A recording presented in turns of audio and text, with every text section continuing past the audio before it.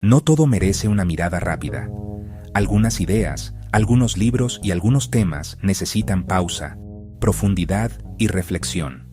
Eso es Análisis de Fondo, un podcast donde cada episodio te invita a pensar más allá de lo obvio. Libros, cultura, ideas y temas variados se convierten aquí en conversaciones con sentido, contexto y una perspectiva distinta. Porque entender mejor también es detenerse, analizar y mirar al fondo de cada tema. Análisis de fondo. Escúchalo y descubre una nueva forma de reflexionar. Imagina intentar esconder a un elefante adulto, debajo de la alfombra de un salón súper diminuto. A ver, es que por mucho que lo intentes aplastar, no. O por mucho que mires hacia otro lado para disimular. Claro, total. El animal va a terminar asomando por algún rincón sí o sí. Sí. Y probablemente destrozará la mesa del centro en el proceso. O sea, un desastre. Exacto. Hola, somos Elizabeth y Javier del podcast Análisis de Fondo. Y ese elefante del que hablamos es exactamente lo que ocurre cuando se intenta asfixiar la esencia de una persona hasta hacerla desaparecer. El resultado siempre es un estallido. Inevitable. Tal cual. Por eso, en nuestra exploración de hoy ponemos sobre la mesa los extractos de la primera novela de J.K. Rowling, Harry Potter y la Piedra Filosofal.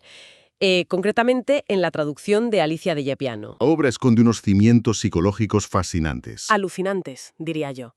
Y para la audiencia joven que nos acompaña hoy, queremos dejar súper clara nuestra misión. O sea, no vamos a quedarnos en la superficie. Nada de quedarse solo en las varitas mágicas o los hechizos de colores. Eso es. El objetivo de este análisis de fondo es, digamos, rascar bajo esa capa de fantasía para extraer lecciones bastante crudas sobre la construcción de la identidad, ¿no? Sí, y el impacto psicológico del acoso continuo, que es un tema central. Totalmente. Y también la forma en que las apariencias y los prejuicios nos engañan constantemente. Es, en fin, una inmersión en cómo un chaval totalmente marginado, al que le han borrado hasta su propia historia, logra encontrar su lugar en el mundo. Y a ver, para entender ese punto de partida, es imprescindible analizar el entorno de Private Drive. O sea, la casa de los tíos del protagonista, los Dursley. Uf, menuda familia, de verdad. Es que viven bajo una especie de tiranía absoluta de la normalidad. Literal. O sea, se orgullecen de ser completamente corrientes y ordinarios. Pero claro, esa normalidad esconde un materialismo que roza lo grotesco. Ya, totalmente. Tienes al señor Dursley dirigiendo una empresa de taladros que, está obsesionado con la monotonía corporativa. Y mientras tanto, la señora Dursley dedica su vida básicamente a espiar a los vecinos por encima de la valla. Madre mía, sí. Y luego está Dudley, el primo, que encarna el arquetipo del abusón consentido, pero, llevado al extremo más absoluto. Sí, hay una escena, de hecho, que define perfectamente este materialismo tóxico. El día de su cumpleaños. Ah, la rabieta. Buah, es que es buenísima esa parte. Claro, Dudley monta un berrinche monumental. Pero fíjate que no es porque no le hayan regalado nada. Es porque recibe 37 regalos. En lugar de los 39 del año anterior. Es que es para volverse loco. Y ojo, que este es el mismo niño que utiliza a su primo como saco de boxeo a diario. Ya ves.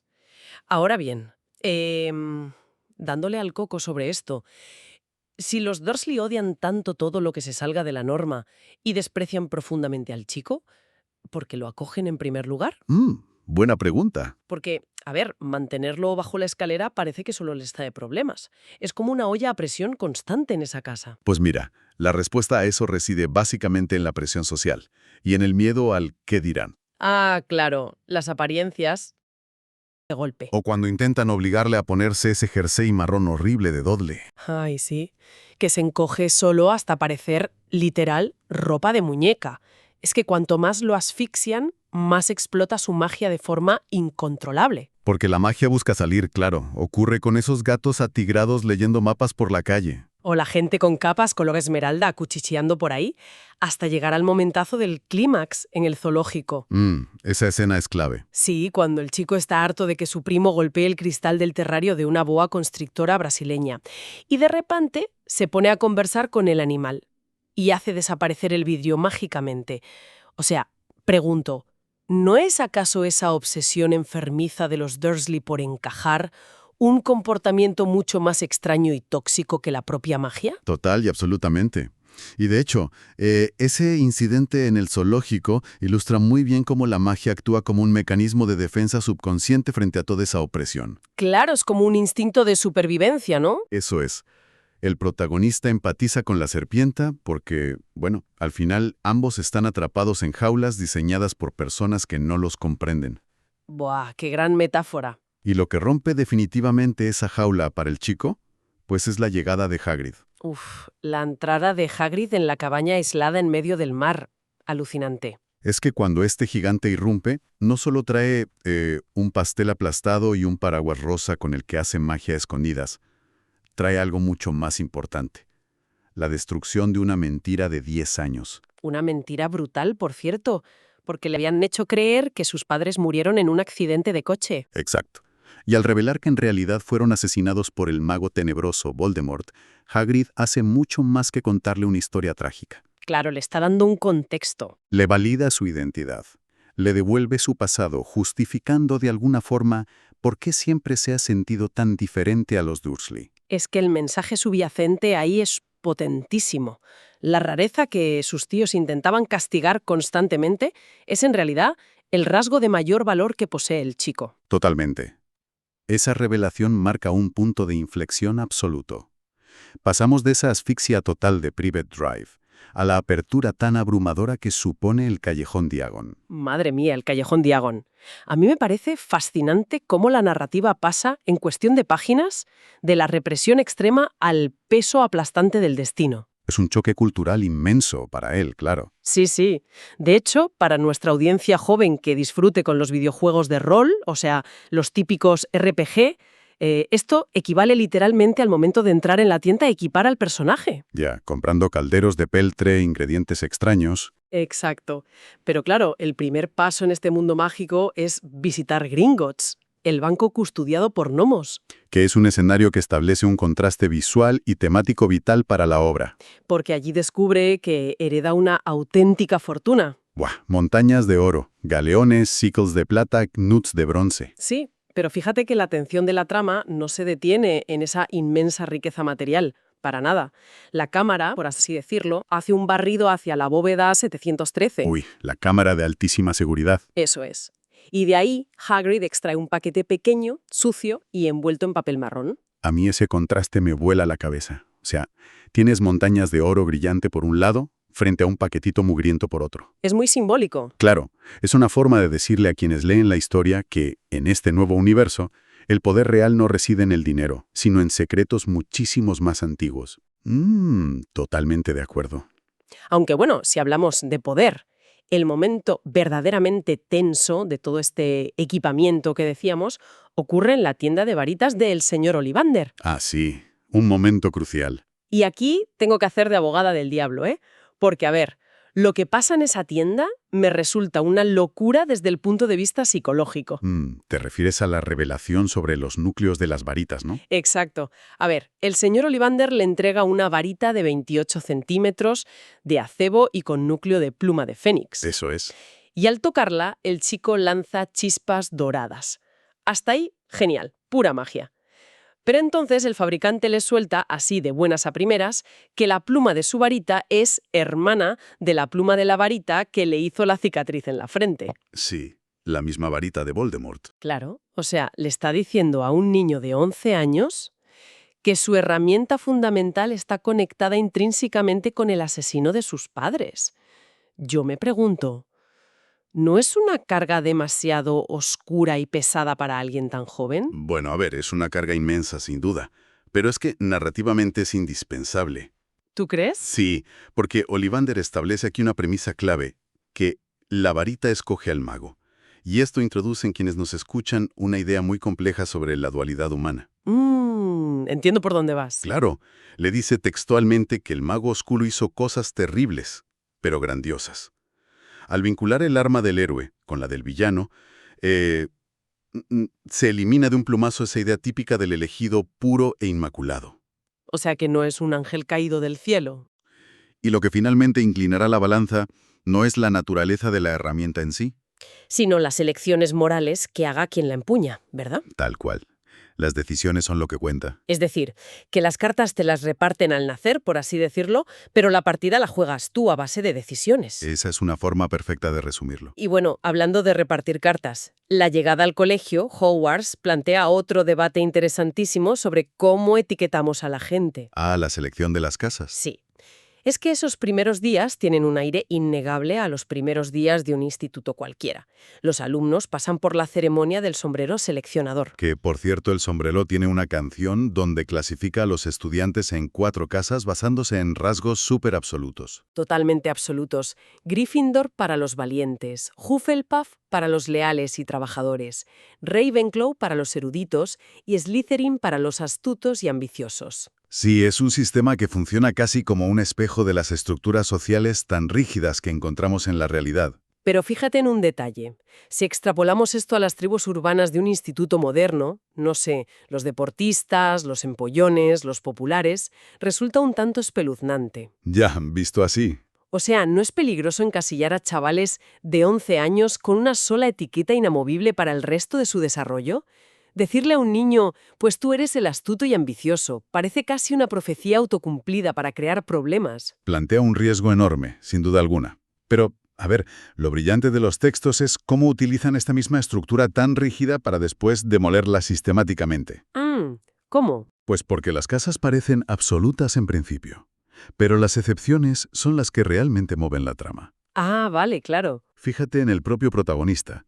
Tiene un debate mental bastante intenso con el sombrero. Le pide desesperadamente no ir a Slytherin, a pesar de que el artefacto le asegura que allí alcanzaría la grandeza. Es verdad. Y su negativa demuestra que esa afinidad natural o ese talento oscuro que pueda tener no es tan fuerte como su propia voluntad de elegir quién quiere ser. Exacto. Y esas excepciones de las que hablábamos también se ven clarísimamente en la dinámica de clases sociales que se establece entre los alumnos. Porque la obra no rehúye para nada el tema del clasismo, ¿eh? ¿Qué va? Lo expone de lleno. Tenemos por un lado a Draco Malfoy, que llega a Hogwarts exigiendo respeto simplemente por su linaje y por el dinero de su familia. O sea, es la arrogancia personificada. Ron usa túnicas heredadas. Tiene una rata vieja y medio calva como mascota y no tiene un solo galeón en el bolsillo. Pero, demuestra una lealtad y una valentía inquebrantables. Claro. Malfoy asume automáticamente que su estatus social equivale a una superioridad moral, pero la historia no tarda ni 2 capítulos en demostrar lo vacío que está ese pensamiento. Ese contraste es brutal. Y creo que es el primer síntoma de un tema central aquí, la deconstrucción de las apariencias. Eso es.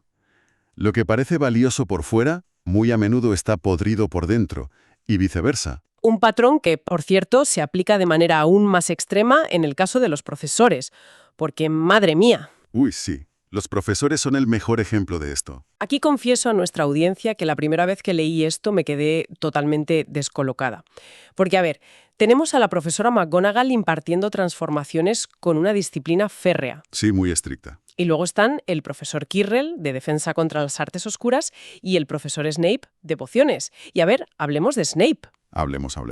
Snape, que además es el jefe de la casa Slytherin, cumple literal todos los requisitos visuales y actitudinales del villano perfecto. Viste túnicas negras, da clase en las mazmorras, y su trato hacia el protagonista roza, si no supera, el acoso escolar. Sí, lo humilla el mismísimo primer día. Exacto, bombardeándolo con preguntas imposibles sobre asfódelos y bezoares delante de todos, y luego le quita puntos de su casa por motivos absurdos. Y es que toda la narrativa se esfuerza, de manera muy consciente, en dirigir nuestra sospecha hacia Snape, todo el rato. Claro. Hay un momento clave, de hecho, durante un partido de Quidditch, que para quienes no lo ubiquen es este deporte aéreo que se juega sobre escobas. Sí. Pues ahí la escoba del protagonista empieza a sacudirse violentamente, intentando tirarlo desde una altura mortal. Y a través de unos prismáticos sus amigos ven a Snape murmurando sin pestañear, con la vista fija en la escoba. Vamos, blanco y en botella. La conclusión parece súper obvia. Obvia total. Claro, el sesgo cognitivo hace el resto del trabajo. O sea, si alguien te cae mal y encima se viste como un vampiro, asumes de primeras que es el culpable. Exacto. Es la naturaleza humana. Pero a ver, hay una contradicción ahí que a mí me costaba un poco entender. Si más adelante en el libro descubrimos que Snape en realidad estaba murmurando un contrahechizo para intentar salvar al chico en ese partido, ¿por qué es tan sumamente cruel con él en el día a día? Es una buena pregunta. Porque parece súper contraproducente, ¿sabes? Proteger la vida de alguien a quien destrozas psicológicamente cada mañana en clase. A ver, es una aparente contradicción, sí. Pero es algo que humaniza profundamente al personaje de Snape. Él está atrapado. ¿Atrapado entre qué? Entre una promesa del pasado para proteger al hijo de la mujer que amó profundamente y el resentimiento visceral que siente al ver en ese mismo niño el rostro vivo del hombre que le acosó y le hizo la vida imposible durante su propia juventud. Uf, qué fuerte es eso. Esa dualidad tan amarga hace que lo proteja físicamente de la muerte, pero que a la vez lo castiga emocionalmente en lo cotidiano, lo cual narrativamente nos sirve de cortina de humo. Claro, nos despista por completo de la verdadera amenaza en el castillo. Eso es. La amenaza real resulta ser el profesor Quirrell. Que nadie daba un duro por él. Un hombre que se presenta súper tartamudo, extremadamente nervioso, siempre con un turbante en la cabeza. Y oliendo a ajo, según dicen, bajo el pretexto de que teme el regreso de un vampiro rumano. Es que parece patético, casi un personaje cómico. Y sin embargo, esa debilidad de Quirrell es una fachada perfecta. Perfectísima. Porque debajo de ese turbante inofensivo, Quirrell literalmente esconde el rostro parasitario de Voldemort en su nuca. Es la encarnación máxima de esa idea de que el verdadero peligro rara vez se anuncia con fanfarrias a túnicas oscuras. Claro, suele esconderse detrás de la mediocridad o de una vulnerabilidad fingida. Es para darle al coco bastante. Y tanto. Y fíjate que esta lección sobre las apariencias se extiende hasta a los monstruos del colegio. ¡Uy! Fluffy. El perro de 3 cabezas que custodia la trampilla del 3er piso. Ese mismo, que es una visión de puro terror, con los colmillos destilando saliva y tal. Pero luego resulta que tiene una vulnerabilidad ridícula. Ridícula total. Si le tocas un poco de música, con una flauta mismamente, el bicho se queda profundamente dormido y se vuelve más inofensivo que un caniche. ¡Qué locura de contraste! Bueno, y todo este juego de máscaras culmina precisamente cuando los 3 estudiantes de primer año deciden bajar por esa misma trampilla, custodiada por Fluffy. ¿Ah, sí? Convencidos por sus propios prejuicios de que Snape es el que va a robar la piedra filosofal esa misma noche. Exacto. La famosa piedra filosofal. Que, a ver, para quienes nos acompañan, recordemos que es ese artefacto legendario creado por Nicolas Flamel, un alquimista que ha alcanzado la friolera de 665 años. Casi nada. Se dice pronto, Y la piedra tiene 2 propiedades mágicas absolutas. Transforma cualquier metal en oro puro. A la inmortalidad. Eso es.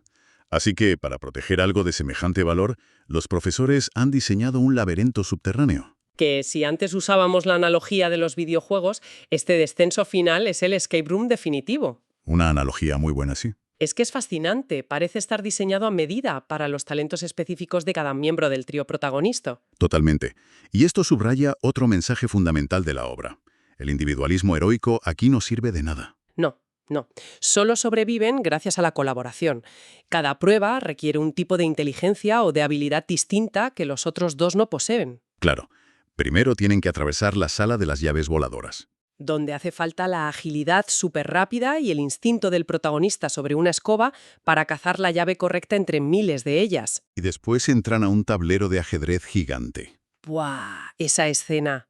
Ahí Ron toma el liderazgo. Y ojo, no es solo un juego de mesa. Las piezas de piedra se destruyen con una violencia brutal. Es un peligro real. Sí. Y Ron demuestra un valor estratégico y una lealtad increíbles al dejarse sacrificar. O sea, asume el papel de un caballo negro y deja que la Reina Blanca lo golpee con fuerza para que sus amigos puedan dar el jaque mate y avanzar. Es un acto de compañerismo puro. Y por último, llegan a la prueba del profesor Snape. Que es posiblemente el obstáculo más atípico para un mundo mágico, ¿eh? Sí, porque se encuentran 7 botellas sobre una mesa y un acertijo escrito en pergamino. Exacto. 3 botellas contienen veneno letal, 2 contienen vino inofensivo, una permite cruzar unas llamas negras para avanzar hacia la piedra. Y otra permite atravesar unas llamas púrpuras para retroceder y huir. Y ahí Hermione se da cuenta al instante de que aquello no requiere conocimientos de hechicería ni agitar la varita. Es pura lógica. Lógica deductiva fría. Sí, y de hecho menciona algo súper brillante. Dice que muchos de los magos más grandes de la historia no tienen ni un gramo de lógica en sus cabezas y morirían atrapados ahí para siempre bebiendo veneno. Totalmente siento en ese universo. Así que ella utiliza su capacidad deductiva para resolver el enigma y permite que su compañero avance solo hacia la última cámara. Pero a ver, Javier, al observar toda esta secuencia de sistemas de seguridad, surge algo que descoloca bastante. A ver, cuéntame. Se supone que la trampa definitiva, la última de todas, está diseñada por Albus Dumbledore, el director del colegio y el mago más poderoso de la época. Sí, el gran Dumbledore. Sin embargo, no coloca un dragón ancestral de 3 toneladas, ni un hechizo letal insuperable. Coloca un artefacto psicológico, el espejo de Oesed. Ah, claro. El espejo de OSC es posiblemente una de las construcciones narrativas más elegantes de todo este relato. Es increíble. Fíjate en la inscripción tallada en el marco. O sea, dice, Oesed lenoz aro, cutedon y sara cut seonotse. Que si quienes nos escuchan intentan leerlo de forma inversa y ajustando los espacios, pues revela su verdadera naturaleza. Esto no es tu cara, sino de tu corazón el deseo. Oesed es literalmente deseo escrito al revés. Me encanta. Sí, y Dumbledore ya había advertido mucho antes en la trama que este espejo no muestra la verdad, ni el futuro, sino el anhelo más profundo y a menudo inalcanzable de quien se refleje en él. Es súper triste en el fondo. Y el contraste entre lo que ven los distintos personajes en este clímax es, yo diría, el corazón de toda la historia. Sin duda. A ver, cuando el profesor Quirrell se mira en el espejo, ¿qué ve? De poder. Se ve a sí mismo entregando la piedra filosofal a Voldemort, claro. Exacto. Es el reflejo de la pura ambición y la codicia humanas. Pero cuando el chico de 11 años, que lleva toda su vida marginado y reprimido, se había mirado en ese mismo espejo meses atrás, él no veía fama, ni oro, ni inmortalidad para vivir 600 años. Veía a su familia. A sus padres. Sí, de pie detrás de él, devolviéndole la mirada y sonriéndole. Ese es un anhelo de conexión humana, ¿sabes? No de poder material. Y fíjate que ese contraste de deseos es exactamente el mecanismo que Dumbledore utiliza para sellar la trampa y proteger la piedra. ¡Qué inteligente! El director hechizó el artefacto para que la piedra filosofal solo se revelara y pudiera ser extraída del espejo por alguien que quisiera encontrarla, pero no utilizarla. Ah, claro. Quien se acercara con la intención egoísta de conseguir riqueza o vida eterna, solo se vería a sí mismo fabricando oro o bebiendo el elixir, pero jamás obtendría el objeto físico en sus manos. Es un sistema de seguridad invulnerable contra la ambición. Y por eso la piedra termina cayendo mágicamente en el bolsillo del chico, porque su única motivación era protegerla, para que no cayera en malas manos. Pero claro, tener el objeto en el bolsillo no resuelve el peligro físico inmediato en esa sala. ¿Qué va? Quirrell, incitado por la voz de Voldemort en su cabeza, intenta atraparlo por la fuerza para quitársela. Pero en el instante en que las manos de Quirrell agarran la muñeca del niño, la piel del profesor empieza a quemarse horriblemente. Y empieza a salirle ampollas y todo. Sí, siente una agonía letal y tiene que soltarlo de inmediato. Y ojo, no es por ningún conjuro de ataque que se enseñe en la escuela y nada de eso. No. La explicación que se ofrece un poco más tarde, cuando ya están en el ala de la enfermería, pues revela una magia mucho más antigua e indetectable, el sacrificio de una madre. Uf, los pelos de punta. Al interponerse entre la maldición asesina y su bebé hace 10 años, la madre del protagonista imprimió una protección indeleble en su piel. Es un acto de amor puro y absoluto. Y Quirrell, claro, al ser alguien que ha entregado su alma a la codicia, al odio, y que encima comparte su cuerpo con un parásito tenebroso, Es que es físicamente incapaz de tolerar el contacto con una persona marcada por esa clase de amor incondicional. La oscuridad literalmente se calcina al tocar la compasión absoluta. es potentísimo. O sea, represión en la alacena bajo la escalera, prejuicios infundados en los pasillos de Hogwarts, engaños de apariencias en las aulas, lógicas aplastantes frente al veneno y espejos que leen el alma. Todo ese recorrido converge al final en la revelación de que la defensa más robusta frente al mal es un acto de sacrificio por los demás. Totalmente. Pero el cierre de esta historia nos deja otra decisión trascendental, ¿eh? Ah, cierto. Tras sobrevivir al enfrentamiento, Dumbledore le explica al chico que ha mantenido una charla con su viejo amigo Nicolas Flamel, el alquimista.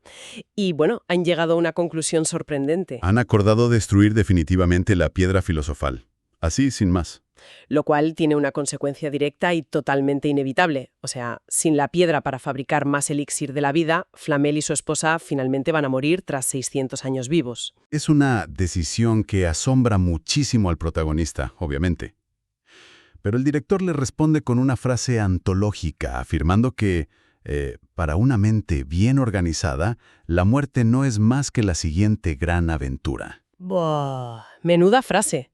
Es una filosofía que desafía directamente el instinto más primitivo del ser humano, que es el de perpetuarse a cualquier precio, ¿no crees? Totalmente. Dumbledore sugiere aquí que aferrarse a una existencia indefinida mediante un objeto mágico, al final despoja a la vida de su significado real. Y precisamente esa idea nos sirve de maravilla para lanzar una última reflexión a nuestra audiencia joven. Porque, a ver, vivimos en una sociedad inmersa en la acumulación constante. Sí, donde se persiguen continuamente fórmulas, filtros en redes sociales y dietas para congelar el tiempo y aparentar una eterna juventud. Y se nos bombardea desde todos lados con la idea de que tener más es ser mejor. Exactamente igual, por cierto, que Dudley exigiendo más regalos para su cumpleaños. Tal cual. Pero claro, este texto, que aparentemente está escondido bajo la etiqueta de literatura infantil o fantástica, nos envía un mensaje radicalmente opuesto. O sea, la inmortalidad no es el trofeo definitivo. El valor de la vida no reside en prolongarla infinitamente, sino en la certeza de que tiene un final. Eso es. La verdadera capacidad de transformación, o la auténtica magia, si queremos llamarlo así, no está en evadir el desenlace ni en encontrar atajos fáciles. Reside en el propósito que le damos a ese tiempo que sabemos que es limitado. Reside en las conexiones genuinas que elegimos construir, en la lealtad que demostramos hacia quienes nos rodean y en tener la valentía para bajar por nuestras propias trampillas metafóricas para enfrentar lo que haya abajo. Qué bien dicho. Porque al final del día, esconder nuestras inseguridades y talentos bajo la alfombra o encerrar la propia identidad en una alacena por miedo al qué dirán es la verdadera derrota. Lo heroico, de verdad, es enfrentarse al espejo, ver nuestras sombras de frente y dejar que nuestra naturaleza estalle sin pedir permiso a nadie. Una lección inolvidable, desde luego. Así es. Nos despedimos. Somos Elizabeth y Javier del podcast Análisis de Fondo. Hasta la próxima.